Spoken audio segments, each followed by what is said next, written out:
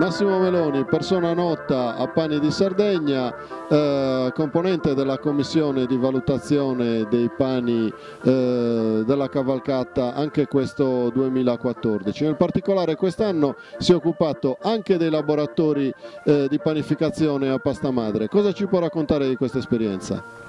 Beh, un grandissimo successo di pubblico, abbiamo trasmesso la nostra esperienza dando una ricetta diversa dalla pizza, quindi abbiamo escluso totalmente la farina di grano tenero, escludendo il lievito di birra e imponendo la pasta madre che utilizziamo abitualmente per i nostri impasti con le semole di grano duro. Grazie Massimo. Eugenio Muroni è un veterano anche lui della manifestazione Pani di Sardegna, quest'anno con un nuovo incarico perché il presidente della Prolocco Olmedo, il partner probabilmente più importante di questa manifestazione.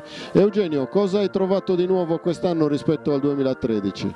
Beh, chiaramente mi ha impressionato moltissimo la gente, che il tempo ci ha accompagnato, chiaramente la gente entusiasta di questa manifestazione e soprattutto di quest'angolo con i pani, che è stato eccezionale.